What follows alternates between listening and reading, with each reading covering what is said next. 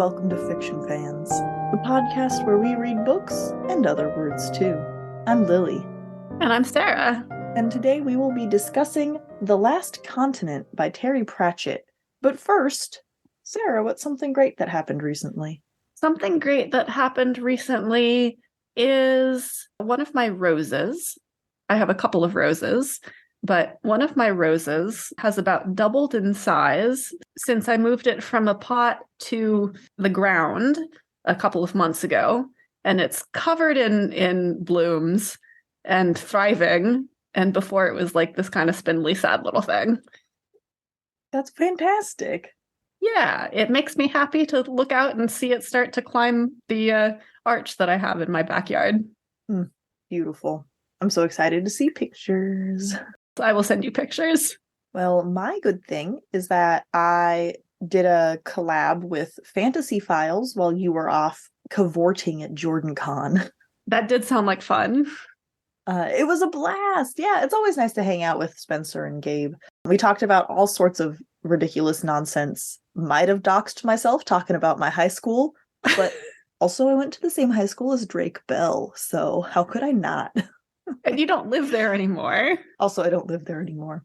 And like just all sorts of shit. We shot the shit, I think, is probably the best description of that experience. I have no idea when it's coming out. That was going to be my next question. Yeah. I guess I could probably ask, huh? You probably could. Please wait while Lily stops the middle of the podcast to send a DM. It's like a month. Sometime in June. Yeah. So we all have some time to get hyped to see that. I get to cringe and remember how spicy I got about Brando Sando. So that's going to be fun for everybody. I think it would be hilarious if we did a Brando Sando episode. No one would like what we had to say. I can't bring myself to care enough. Like, I know it's funny when I get mad, but like I don't think I could even. That's an amount of energy I don't think I could bring to the table. So if you want to carry an episode. We also talked about celebrity crushes. So, tune in for that if you're going to be shocked that I love Vin Diesel. You can't just give it away like that, Lily.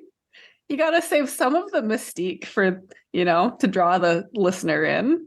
I have spent so many hours on this podcast talking about him by now. Okay, but like, what if a listener wanted to go and confirm that it was Vin Diesel? Now they don't have to go and listen to that episode. Oh, you think I only picked one? You should have led with that. Anyway, we had a great time. My drink did mysteriously change from red wine to vodka lemonade halfway through, so I don't know what kind of witchcraft that's going to look like in the final edit, but we'll find out, won't we? We will indeed. Speaking of, I'm drinking red wine tonight out of my good old box. How about you, Sarah? I'm also drinking red wine, not out of a box. I do kind of feel like I should be drinking an Australian white wine. I can't find the quote at the moment that they bring up. Chardonnay. They talk about Chardonnay a lot. Right, but there's a specific description that they repeat. Mm-hmm. And if I had had any foresight whatsoever, I would have written it down so that I could quote it, and I did not. But I'm not drinking an Australian Chardonnay anyway, so. But we can pretend that we are. This isn't a video podcast. We could lie. A little late for that when we've just spent, 30 seconds talking about the red wine we're drinking. Nah, you're right. Well, next time. Next time. Well, have you read anything good lately? I started reading our next podcast book, which doesn't really count because it's a podcast book, and this question is not about podcast books. I also spent half an hour right before recording continuing to read The Misfit Soldier by Michael Mamet. You started that on the plane, right? Yeah, I started it on the plane, and it's like a popcorn action movie, which sometimes is exactly what you want. Like it provides what it says on the tin, and I appreciate that. I'm enjoying it. Nice. I have not read anything. I've been playing a hell of a lot of RimWorld, which makes me want to reread The Salvage Crew a little bit. That was the procedurally generated, not the book, but the author used I think RimWorld and a couple of other programs to create like conflict points that they then wrote around, which I think is very interesting. And the point of view is like a ship AI telling crash survivors what to do is very much like how you're playing in RimWorld. So that's fun. And it makes me feel like I'm doing something podcast related when I'm just wasting time. I mean, you also read The Last Continent today. That's did. Reading. Yes, I did. But as you said, podcast books don't count. No, but I was very impressed that you did finish it, given that you started this morning. Fuck yeah, I did. And it was a work day. Took a long lunch, we'll just say that. And I've read it before, so I could speed read. That does help. But you're right. We're here to talk about The Last Continent by Terry Pratchett. We are back around to another Rincewind novel. I think this might be the last Rincewind novel. That does not surprise me. It definitely feels like Pratchett has sort of mined the depths of Rincewind as a character. Yeah. Yes. Okay, so Google says that he shows up a couple of times in some of the other books as like a minor character. I don't know what his position is in The Last Hero, because I think I've only read that one once. But yeah, I think functionally this is the last Rincewind book where he is a major character. I have opinions on that we will get to in the spoiler section. We will. But as this is a Rincewind novel, he is a wizard who is famously terrible at wizarding. But we also get the sort of secondary plotline following the, I was about to say real wizards, the head wizards, the managerial wizards at the Unseen University, the faculty, that's the word. The faculty, yes. I was gonna say professorial, but they don't really do any professoring. No. But they are faculty. They are faculty. The tenured wizards. And this book just opens with an amazing scene of this just batshit ceremony of someone approaching a door, shouting at the person inside that he cannot find his keys, and they have this script. It's gold. Listeners, it's gold. All ceremonies are stupid, and Pratchett agrees with me. It says right here in this book. I don't think this is the first time that Pratchett has lampooned that kind of ceremony tradition for tradition's sake event. Oh, certainly not, because he agrees with me. But it's very, like, it hits you right out of the gates. It's in the first, like, couple of pages, and just so over the top. It's great. It is ridiculous, and it's a nice introduction to the wizards for people who haven't read the wizard books, and a reminder that, yeah, all of these people are batshit. Especially because this novel actually sees, I would say, a bit of an expansion to the wizards from a literary perspective. So far, they have, well, obviously, they work at the Unseen University. They have been an avenue to criticize academia and that whole realm. But in this book, we see, not necessarily for the first time, but I would say the bigger focus of this book is using them as a way to explore workplace dynamics. Yeah, so Ridcully, the Arch-Chancellor, has read some books about how to be a manager, and it goes about as well as you would expect with Ridcully and the Wizards. And so you get a lot of Pratchett poking fun at managers who are all like, you know, there's no I in team, that kind of managerial track.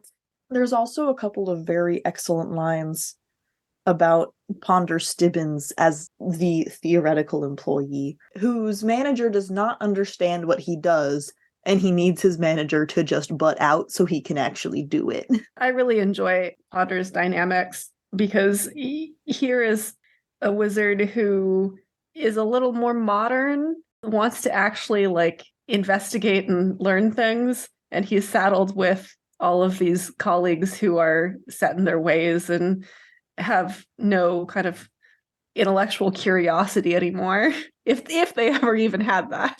It's definitely the new guard coming into conflict with the old guard. But I think we do have a very different exploration from an employment standpoint versus academia, just because those are such different environments. And so it is kind of weird that Pratchett is using the same the same characters to play all of these roles. It works, especially because this book is so self-contained. Like, they are literally whisked away to a desert island. I don't know. I would argue that academia and like an office setting are not so removed from each other as all that, especially for the support staff who are not faculty. And granted, like, that's not the perspective we're getting, because all of these wizards are essentially like professors and faculty, but you get a lot of really weird office dynamics in a university setting. I say, as the child of two parents who both worked as support staff in a university and having spent some time in there as well. I don't disagree, but I think that those dynamics are unique because of the university setting. Yeah. Whereas the situations we see in this book, I'm not saying they don't apply. I think they apply to more than just support staff in a university. It feels more universal than that. Yes, I agree. But I guess what I'm saying is that it doesn't feel that strange that Pratchett is combining the two, like the two situations, into one set of characters, because that, like, these are the characters to whom it would be most applicable. Sure. I guess I just meant from a literary device perspective. These are characters he used to explore one concept, and now he's exploring a different one. And while there is overlap, I think that that's more coincidental than purposeful. Possibly. I mean, it's purposeful in the sense that he's probably doing it on purpose. You mean he knows that there's no I in team is an overdone phrase? What? I mean, gee golly. I think he might have figured that out. So as I mentioned, everyone in this book has been teleported to a desert island, more or less, in various ways and at various times, depending on the insert spoiler here situation they got there. I think it's very fair to say that this book takes place primarily in Australia, or the Discworld version of Australia. XXXX. Yes, XXXX. Do you know how I know that? Because of the kangaroo on the cover of the book? Yeah, that's exactly what I was going to say. It probably also says it on the back of the book, but I didn't read that. Does it say? They don't actually mention a kangaroo on the back of the book. Interesting. It says, imagine a magical land where rain is but a myth and the ordinary is strange and past and present run side by side. Experience the terror as you encounter a mad dwarf, the road warrior, death, a creator or two, the peach butt, and the dreaded meat pie floater. And I mean, there's other things on the back of the book too. I was very on board with that summary until you got to the last sentence. This is why I don't read backs of books. They're always stupid and bad. I mean, it's definitely, I think a lot of the back of the book is kind of playing on the format of 80s romance novels, or like maybe not necessarily Pulp Fiction. Yeah, like Pulp Fiction, or like, what's the phrase I'm looking for? Essentially colonial fiction. Well, that's a great segue into my next point, which I was trying to meander into, so thank you. You're welcome. There's a running theme in this book that this place was created just last week, but has been there for millennia. So this idea of the old and the new at the same time. And that just strikes me so much like the idea of colonialists, quote unquote, discovering a quote unquote new place that has obviously been there and been familiar to its residents for hundreds of thousands of years. Having that as sort of the framework for the book gives a lot of wiggle room for Pratchett to play around with jokes, and for me as a reader to be more forgiving. You can do some nonsense and I'm going to give you the benefit of the doubt. Yeah, I agree with you. I mean, I definitely think that is, the continent is old and new at the same time, does have that kind of colonialist connotation. I don't necessarily think that Pratchett plays with that aspect that much. No, he doesn't play with it that much. He establishes that that's the basis he's working in, and then makes a bunch of jokes making fun of Australians that are easier to swallow because you're like, he has already acknowledged what's going on here. Yeah, true.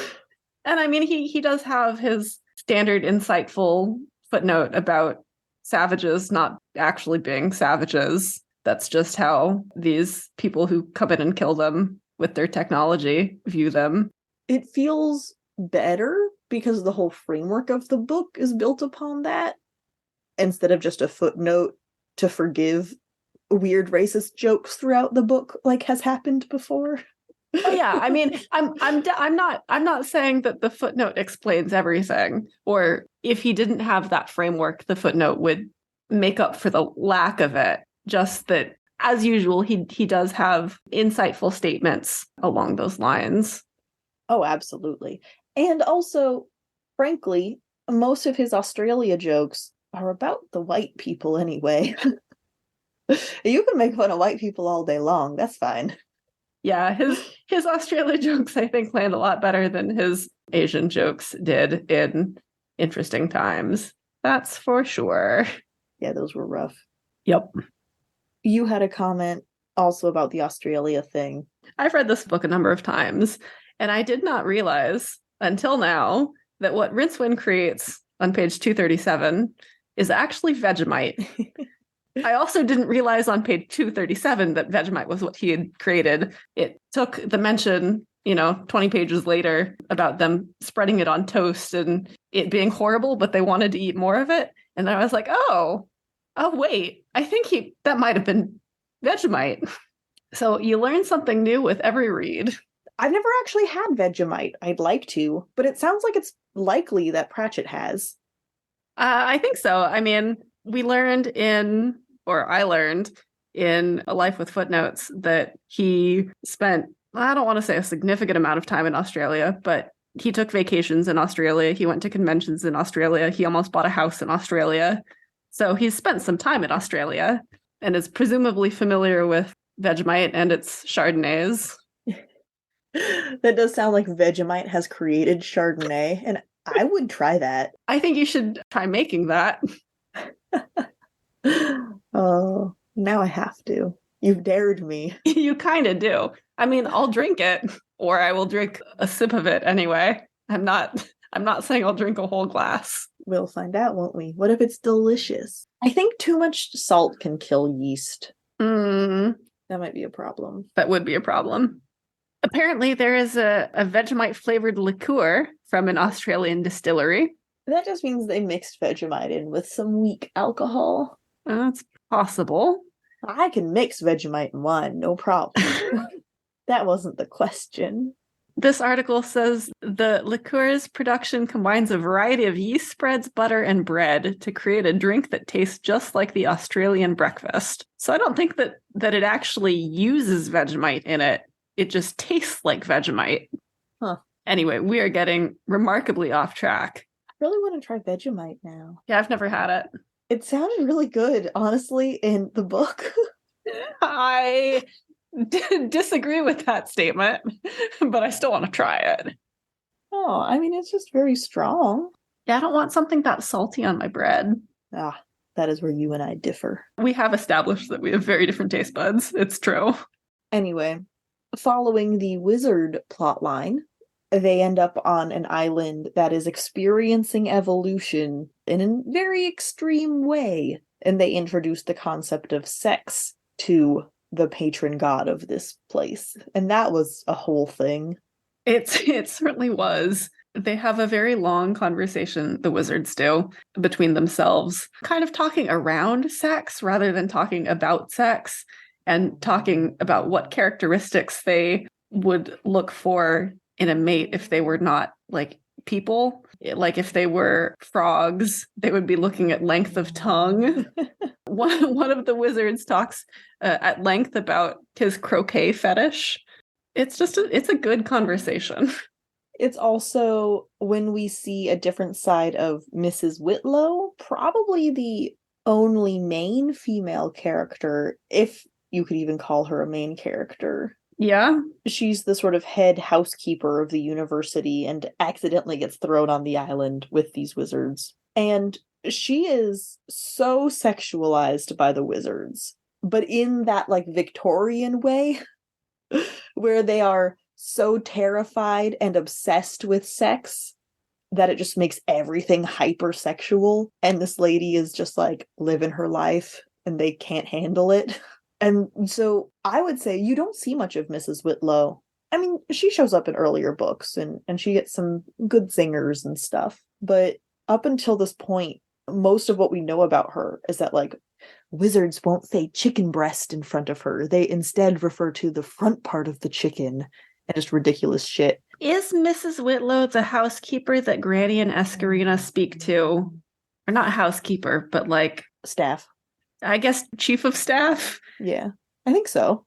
I guess I don't. Spiritually, yes. Do they have the same name? I don't know. I think they might in Equal Rights. I am basing that on my thoughts that spiritually they are the same and not on my any kind of evidence. But I feel like they are the same, in which case we have seen quite a bit of Mrs. Whitlow prior to this novel. It's just been a long time. That's true. Good point. And in that span of time between, we get Mrs. Whitlow through the perspective of the wizards, which is so ridiculously over the top, puritanical bullshit. And that definitely colored my opinion of her. Like, I think as a reader, getting all of this from the wizards' perspective, I didn't really stop and consider that maybe it was a them problem and not a her problem, because she is also very proper and she, respects hierarchies and things. And so in my mind, that sort of all just rolled together. But then in this book, there's that moment where the god of this island is asking the wizards to explain sexual reproduction to him, and they all just cannot handle it. And she rolls up and is like, "Oh, you silly creatures, you go over there and I'll handle this." And it's such a different side of her that we haven't seen perhaps in several books or perhaps ever, depending on what you're about to say to me. Yeah, so I looked it up. She is the same head of housekeeping that we see in Equal Rights. We learn in Equal Rights that she has outlasted 4 husbands and is actively hunting for number 5. So, yeah, she's not squeamish about sex at all. But it's true that I think most of the time we don't really see her as an unbiased viewer, because when we see her in Equal Rights, we're mostly seeing her from Granny's perspective. And Granny has a very specific point of view that is not always fair to other women and women in the city and people who are not single and alone and old. Granny is also very puritanical. Yeah, Granny is also very puritanical. I feel like we don't actually get to see Mrs. Whitlow in her element. Or that's not true. We see her running the university staff adeptly. So I would say that's her element, but not from a social perspective. And it's also always from a very biased perspective of someone who respects that work, but also kind of looks down on it, which I think describes both Granny and the wizards, because they respect Mrs. Whitlow. They know they need her, but they also resent it. And she's definitely their social inferior for all that they are lusting after her. Yep. I mean, that's kind of part of it, right? Yeah. The wizards are that stereotypical person, man, who sees sexual desirability as desirable, but also a flaw. The wizards are complex in a very unflattering way for them. I think Pratchett does a very good job of letting them be them and letting that speak for itself. They're such douchebags. Yeah, I think one of the most incredible things about the Discworld series and Pratchett's talent as an author is that I really like the wizards despite how horrible they are. And he makes no bones about how horrible they are. I think I'm impressed with how, I mean, his writing isn't necessarily even-handed with the wizards. Like, he obviously is getting at something, but it's not over the top, right? He sort of lets them hang themselves. He gives them enough rope to hang themselves. Is that the phrase I'm looking for? I think so, yes. Yeah. Anyway, Mrs. Whitlow. This was a good book for her. She both has a lot of page time, but it's mostly just the wizards lusting after her. So she really only gets like a few moments of actual dialogue or action.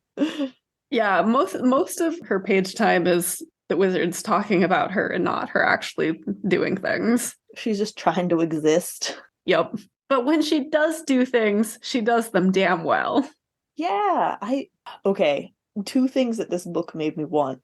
One, The Secret Diaries of Mrs. Whitlow. Two, the buddy cop comedy between Rincewind and the librarian. Yeah, I would read both of those books in a heartbeat. Yes. Did we just reinvent fan fiction? Maybe. Yes. Yes, we did.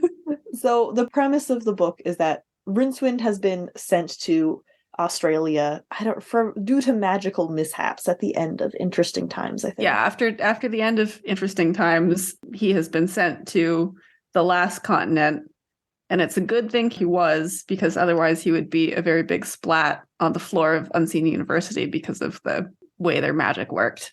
And then on the other end of that, we have the Unseen University, where the librarian has taken ill, our favorite orangutan, the librarian, and the wizards want to try to do something to fix him, because without him, the library is running amok, not because they are actually sympathetic people, or sympathizing people, I should say. And they know the only person who could possibly know the librarian's name is Rincewind, because he used to apprentice under the librarian. And they specifically need the librarian's name because that has something to do with the shape-shifting magic. I just took that as just a general law of magic. If you're trying to cast a spell on a wizard, you have to know their name for it to be powerful enough to work. My impression was that it was specifically because they were trying to do something about his shape. Interesting. Okay. I thought they weren't trying to do something about his shape. They were trying to just fix his illness. But the librarian didn't want them to get a hold of it because he doesn't want them to change his shape. But I thought they needed it because his illness included him changing his shape. And so they needed his name to like stabilize him. Interesting. I thought they needed his name to do anything to him. It doesn't matter. It really doesn't. Suffice it to say, they need his name. No one knows his name. They think, oh, Rincewind knows his name. Where can we find Rincewind? They realize Rincewind is on Discworld, Australia. Shenanigans ensue. Well, before we get into our spoilery conversation of this book, I feel like we haven't had a spoilery Pratchett conversation in a while. It has been a while. But when should someone read this book if they are embarking on a Discworld journey or just taking a taste test? So you said you had an answer to this, so I'm gonna pass this back over to you. Oh, absolutely. So I think to fully enjoy this book, you have to have a little bit of Rincewind background. You should have read any of the other Rincewind books. I don't think it really matters which one, but a lot of the jokes in this book are about his ongoing bad luck.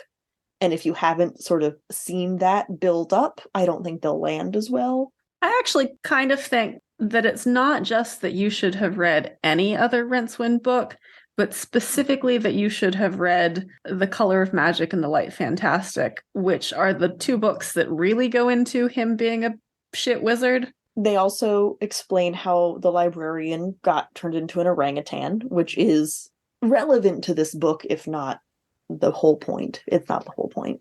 I just love the librarian. I get that. Those are just really bad.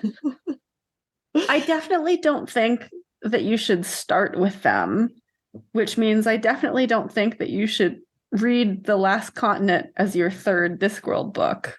Like, you should have read some other Discworld books first. Yeah, I'm just saying, what if someone started reading books before they listened to our very good advice, happens to have read, I don't know, Eric or something already, and it's like, yeah, if you have, jump straight to the last continent.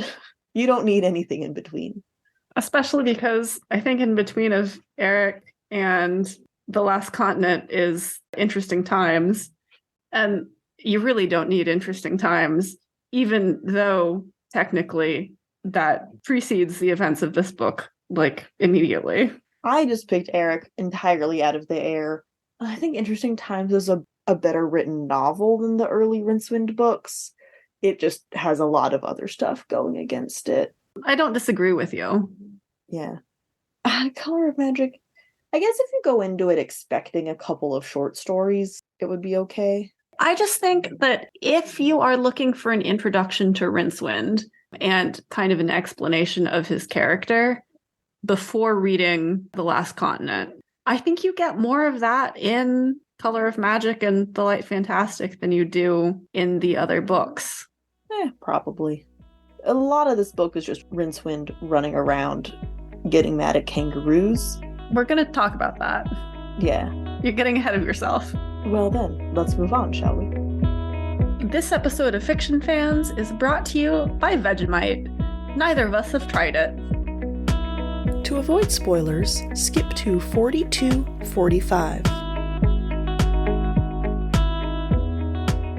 So I will say, this is what I wanted from Interesting Times, in that it is a Rincewind book. I don't care that Rincewind basically does very little in this book, because he does very little in this book. It's just Rincewind having hijinks. I'm happy with that. But more importantly, it's Rincewind having hijinks without all of the racist jokes making me uncomfortable. And so this is what I wanted from Interesting Times. Yeah, at least in Interesting Times, Rincewind had a goal.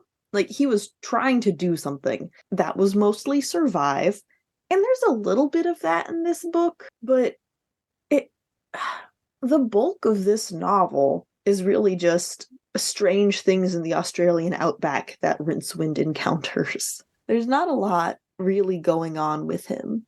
It's still funny, it's still enjoyable to read, but he doesn't really do anything. It's true that he doesn't. And I think that's okay because we have the wizards driving most of the action, most of the actual plot, because they have a very clear goal. Like, they want to get off the deserted island. They want to get to the last continent.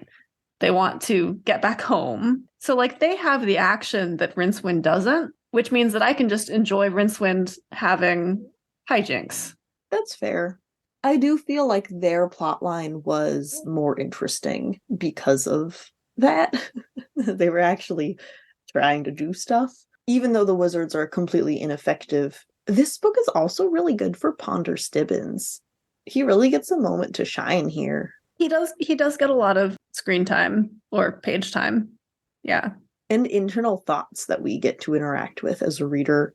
And I know we've seen glimpses of it before, but I think in this book, we actually get his prolonged experiences and reactions to these people he's forced to deal with every day. I cannot imagine living with the wizards every day. Oh, God. I feel like Ponder Stibbins is supposed to be the reader viewpoint that we sympathize with, particularly in this novel, which is why we get more of his viewpoint, because he's the sensible counterpoint to the ridiculous wizards. It's true, yeah. Mrs. Whitlow also could be, but we don't get to know anything about what she thinks, because she's not a person, she's a woman. It's true that for all of Terry Pratchett's wild successes in writing, he still hasn't quite managed to always get the viewpoint female character. He does a lot better now than he did when the series first started. Oh, definitely. I was kind of just being shitty. There are a couple of female characters in this book and female presenting characters in this book. And they, I would say, are dealt with well. They just aren't main characters. Yes, I do actually like how they are described and interacted with, but we don't see their viewpoint. We don't get in their heads at all. And they don't really get that much page time. Yeah. At least the women that do get page time are much better characters now. Yes. Isabel. Yeah. So this is part of me just acknowledging that sometimes I'm a dumbass. But one of the huge, like, whole points of this book is that time is weird and things have always been true, but also just happened. That's like a recurring phrase that we get. How long have you had that? Oh, 100 years ago. When did you get it? Last week. Like that kind of thing. And the first time this comes up, I had to go back and reread like 2 pages because I was like, wait, what? There's a dwarf character in Australia, and Rincewind asks how his family got there. And he says, oh, we got blown in by a storm. And then literally 1 page later, Rincewind says something about a storm. And the dwarf is like, what? What's that? And I thought I was so clever. I was like, wait, but this character referred to a storm like 1 page ago. Yeah, that was the whole fucking point. It was very subtle then. That was pretty early on in the book. I don't have a page number in front of me. Yeah, I don't have page numbers for that, but you're right, it is pretty early. 124. 124 out of almost 400 pages. Yeah. And he does get much more blatant about the timey-wimey-ness of it all as the story progresses. It had already been introduced. I had no excuse. I'm trying to give you an out here. Thank you. Yeah, my eventual note for that was, hey, so I think this was on purpose, question mark? Yeah, no shit. I think it just might have been on purpose, yes. Just maybe. 50 pages later, there are the horse discrepancies, which is my favorite note that I've ever made. And that's just your very straightforward, guy says he's always had this horse, and all of his friends are confused because he doesn't have a horse. And he's like, yeah, I won it in a card game. You know, I have always won this horse in a card game. There's a lot of tense, like, linguistic tenses in this book that are just absolutely fucked with, and it's very fun. It's a fun book. It is a fun book. Rincewind still does nothing.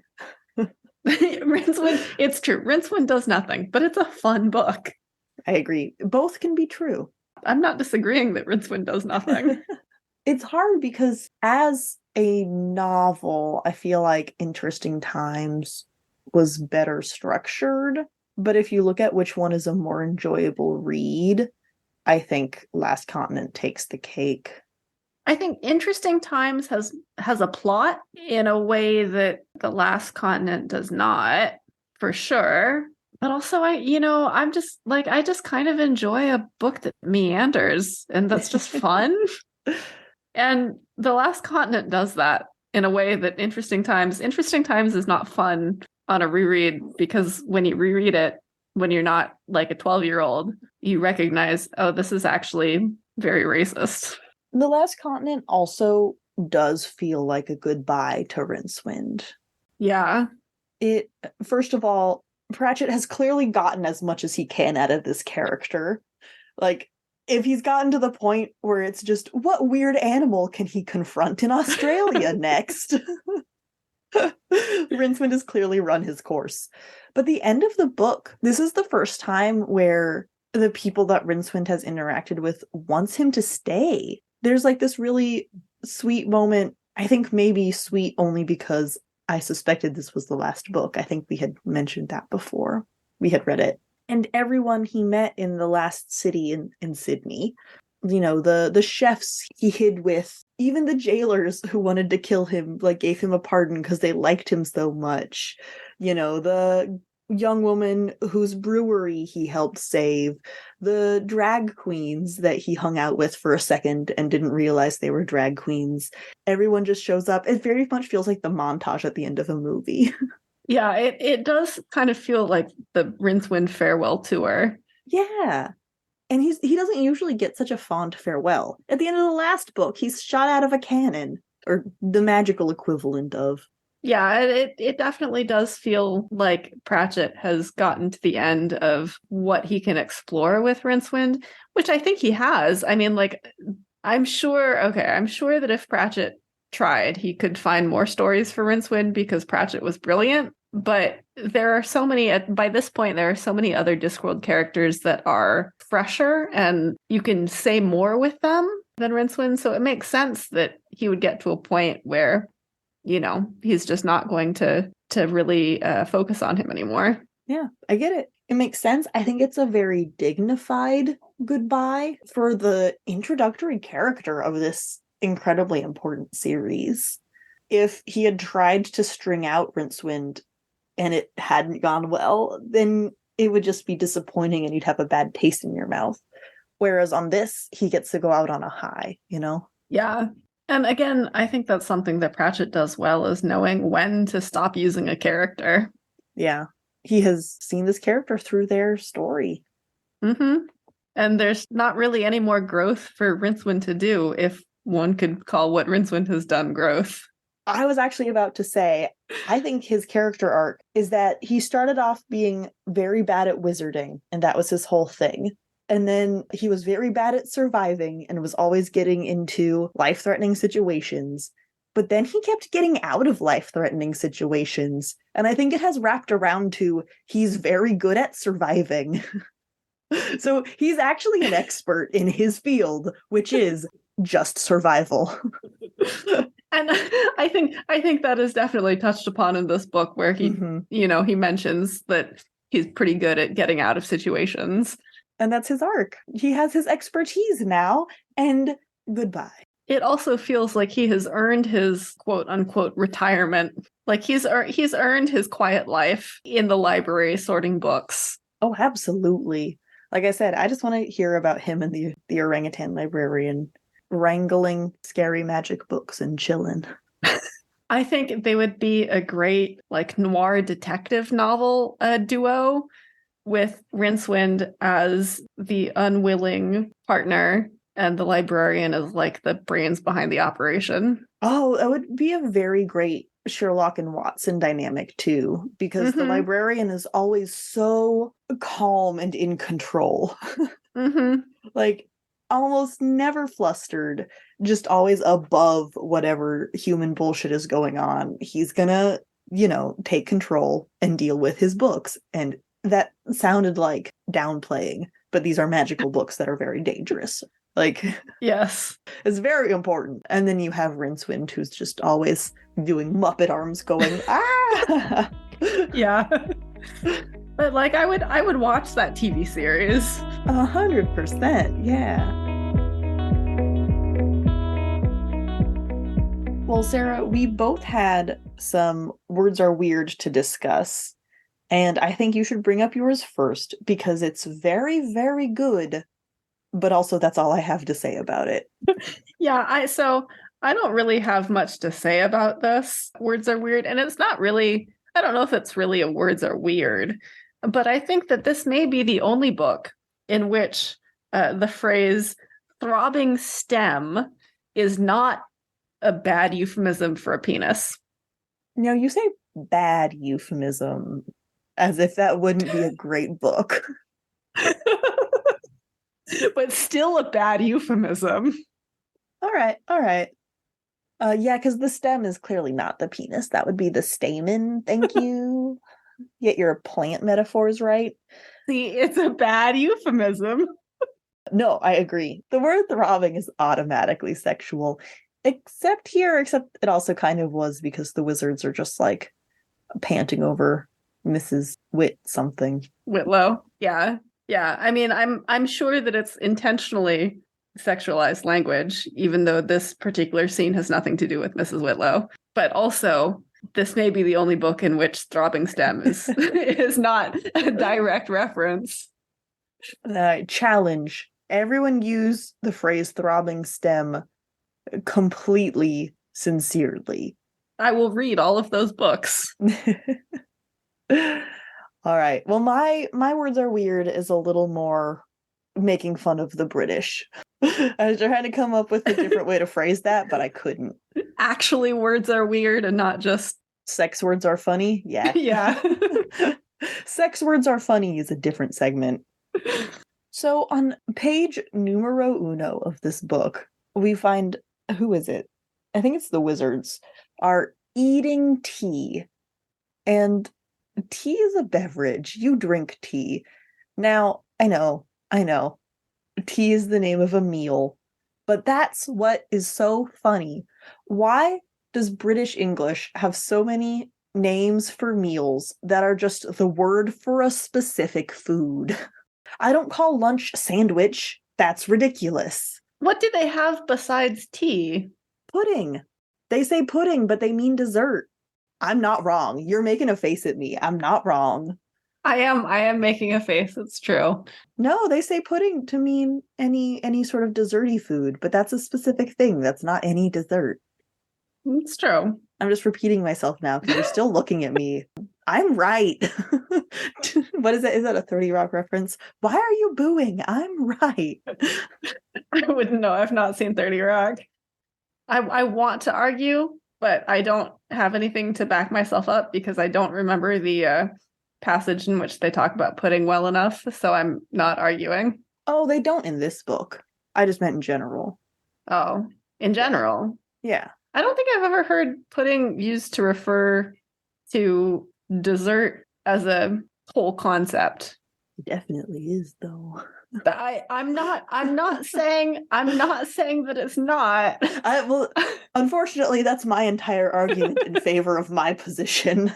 So neither of us are working with citations here.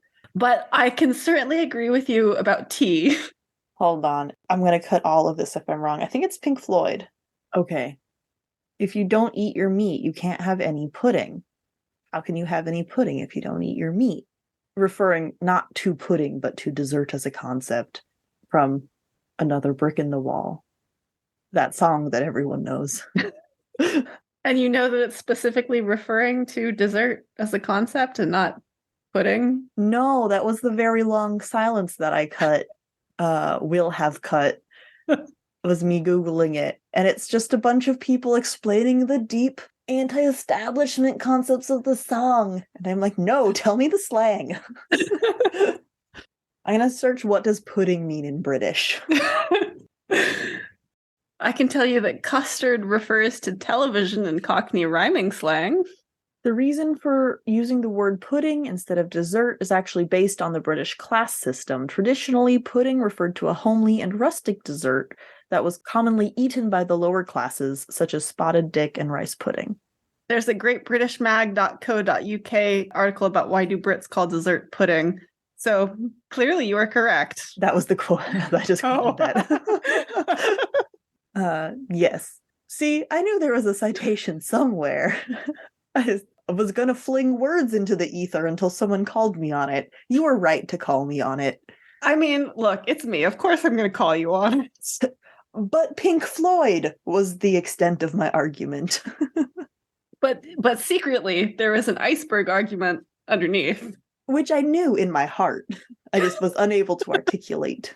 You were correct. Anyway, that's weird. Yeah. Yeah. I don't call breakfast eggs if I'm not going to eat eggs. Maybe we should, though. Should we? Or cereal. No. We could start calling breakfast cereal. No. Ooh, actually, wait. I take it all back. I love the idea of just like announcing, and I shall now have my oatmeal, and walking into a room with a full like lox spread. Yes. And now I shall have my hamburger with like a full plate of sushi. Mm-hmm. I'm on board with this. Yeah. No, it's hilarious. I take it all back. They're trolling us. That's the only answer. And you know, good on them.